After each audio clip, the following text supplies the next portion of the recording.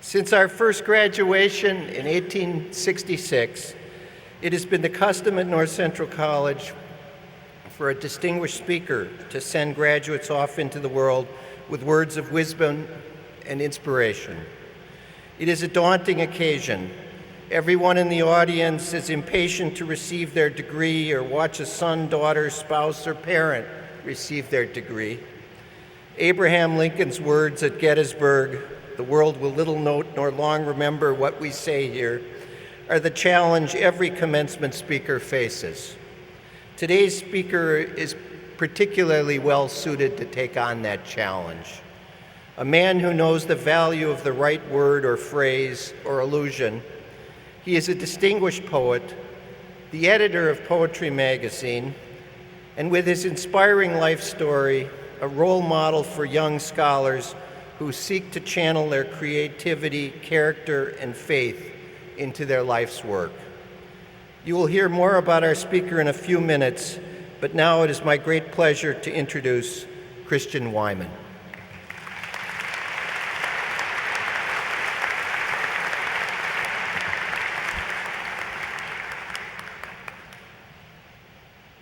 These poems, these poems, these poems, she said, are poems with no love in them.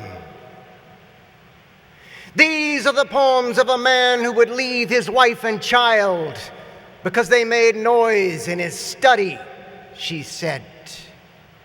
These are the poems of a man who would murder his mother to claim the inheritance. These are the poems of a man like Plato, she said, meaning something I did not comprehend, but which nevertheless offended me. These are the poems of a man who would rather sleep with himself than with women, she said. These are the poems of a man with eyes like a draw knife, hands like a pickpocket's hands, woven of water and logic and hunger, with no strand of love in them. These poems are as heartless as birdsong, as unmeant as elm leaves, which if they love only the wide blue sky and the air and the idea of elm leaves. Self-love is an ending, she said, not a beginning. Love means love of the thing sung, not of the song or the singing. These poems, she said. You are, I said, beautiful. That is not love, she said rightly. I wish to God I had written that poem. It's by Robert Bringhurst, a Canadian poet, and I begin with a recitation of it for a couple of reasons. First, simply to encourage you to memorize poems. I'm going to tell you a couple of startling things today, and I promise you that you will forget them. You will forget my voice, my face, every word that I say. But before you mutter, "Thank God," and start to drift asleep, let me assure you that you will also forget 90% of the last 4 years that seem right now so radiant in your consciousness. You probably won't forget this moment of your graduation, but you will forget the specific textures of it. Your families beside you, comfortably or not.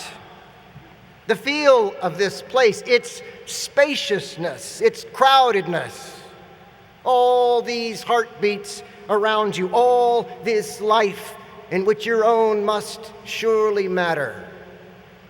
Right? Memorizing poems can halt this landslide. A poem can fix moments in your consciousness like an island you can swim to when it seems that you will surely drown in busyness or fear or simply the ongoing loss of memory that is any person's life. Which brings me to the second reason that I begin with this poem, simply because I love it and what my love for it reveals. For years, I carried this poem in my mind because it seemed to so perfectly dramatize the tension I felt in my life every day. A tension between art and the people that I loved, between art and my responsibilities in the world, between art and a hunger for experience of life that was immediate, unmediated, mine. Now, if you've never been consumed by an art, it can seem strange to think of it in these terms. Someone once said to me that the toughest part of being a poet is figuring out what you're going to do for the other 23 hours of the day.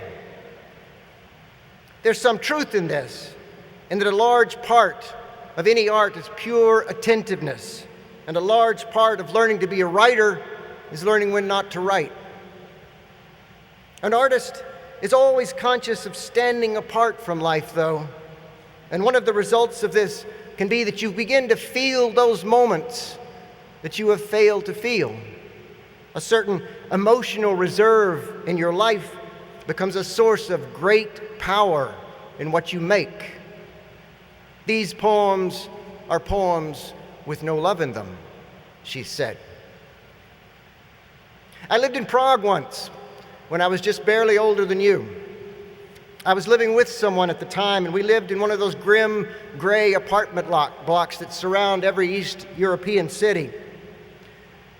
It was wretched on the outside, but we had this tremendous view of Prague for about $25 a month, which is obviously not possible now, those of you who have been to Prague.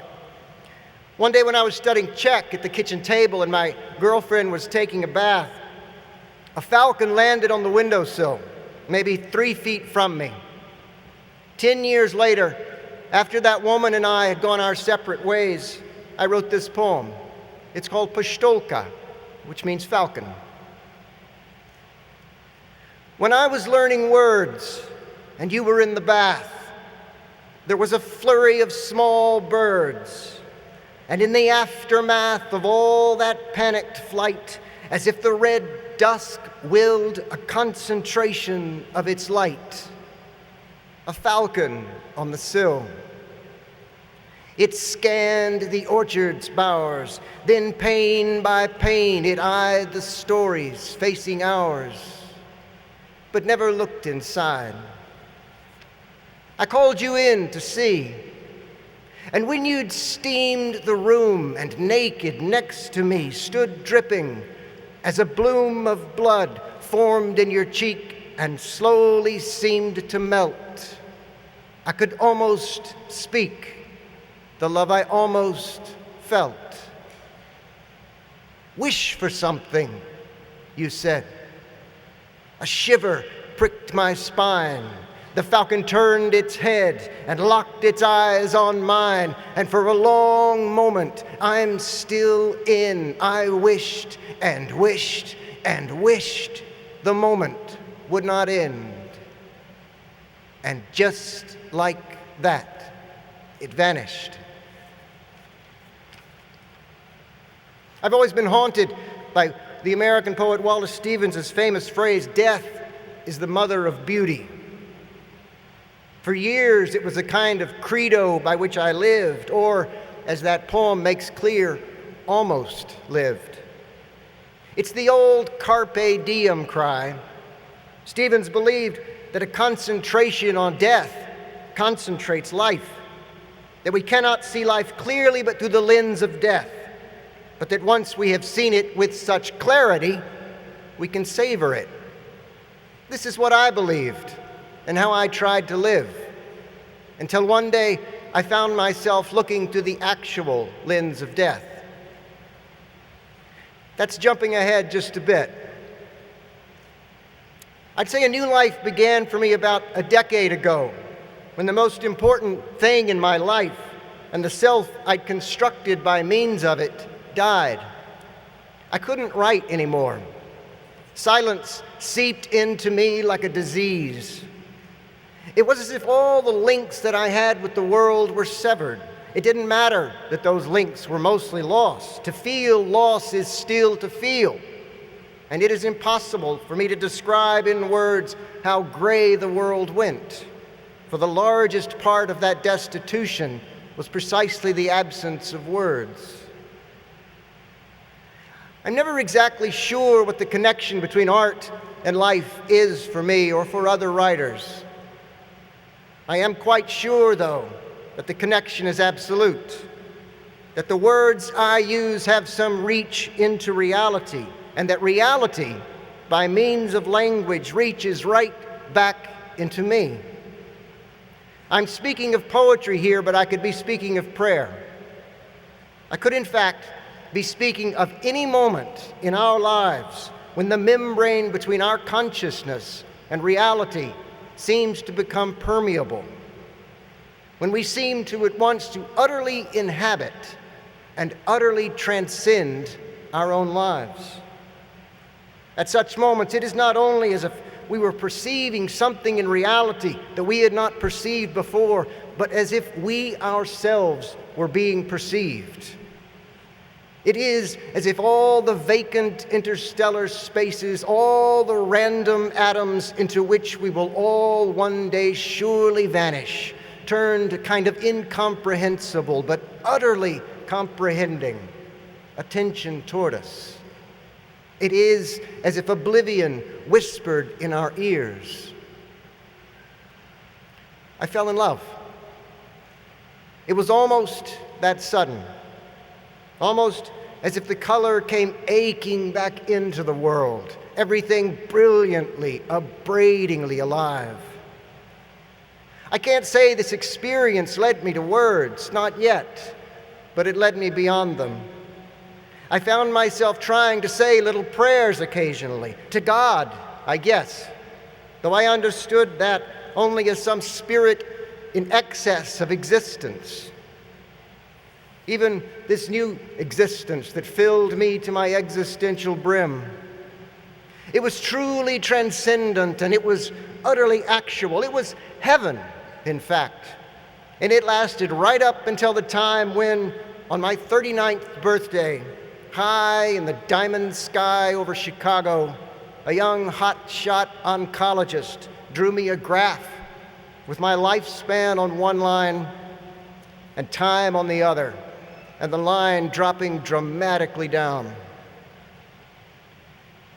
He was right, that man, about the diagnosis, wrong about the exact, course the disease would take. I was right about the world and its blessed abundance. Wrong to think I could so easily renounce the pain and sense of absence I had worked so hard to name and to know. Here's another poem written after all these experiences. Incurable and unbelieving in any truth but the truth of grieving, I saw a tree inside a tree rise kaleidoscopically as if the leaves had livelier ghosts. I pressed my face as close to the pain as I could get to watch that fitful, fluent spirit that seemed a single being, undefined, or countless beings of one mind, haul its strange cohesion beyond the limits of my vision, over the house, heavenwards. Of course I knew those leaves were birds. Of course that old tree stood exactly as it had and would, but why should it seem fuller now? And though a man's mind might endow even a tree with some excess of life to which a man seems witness, that life is not the life of men. And that is where the joy came in. Nothing in this poem was planned. I wrote it out of anguish, emptiness, grief, and it exploded into joy. It taught me something, which is that if there is no element of futurity in your experience, if there is not some ultimate meaning that stands in relation to your every action, then experience is always an end in itself, and always, I would argue, a dead end. Another way of saying this Death is not the mother of beauty. Life is. Another way, hope is a condition of your soul, not a response to the circumstances in which you find yourself. There's going to come a time when you're going to be called to account by existence. You will fall in love, or your career will fall apart. You will see your first child come screaming into the world as if God Himself had spoken, or you will walk out of an oncologist's office with your whole world torn apart. There is a place in you right now that is pure possibility, pure spirit, pure presence, pure gift. And whether it is to survive anguish or to fully enter joy, you are going to need this inner sanctum in yourself over the years. Find some way. Art is one of keeping that space alive. Find some faith that transcends this world, and in doing so gives you the world back in all its abundance and splendid radiance. Let me end with a short poem. It's by the Russian poet Osip Mandelstam, one of the greatest poets of the 20th century. Though most of his work was published after his death, and though he was last seen picking through a trash heap for food in a prison camp in Siberia. People who say that poetry has no power have a very crude idea of what power means, and no sense at all of how one spirit can ramify into other lives forever. Stalin was obsessed with Mandelstam, partly because the poet had written a parody of him, but mostly because Mandelstam, with his pure electric being, represented something that Stalin simply could never repress. What will be your statement? What will the forcing house of life bring you to utter in the end? That you have made a lot of money? That you have been a good employee? We are, each of us, separate souls. Think of your life right now, all the difficult bliss that lies ahead of you, and think for one moment of Osip Mandelstam and the last poem he ever wrote. And I was alive in the blizzard of the blossoming pear. Myself I stood in the storm of the bird cherry tree. It was all leaf life and star shower, unerring, self-shattering power, and it was all aimed at me. What is this dire delight, flowering, fleeing, always earth? What is being? What is truth? Blossoms rupture and rapture the air, all hover and hammer, time intensified and time intolerable, sweetness, raveling rot. It is now. It is not. Thank you.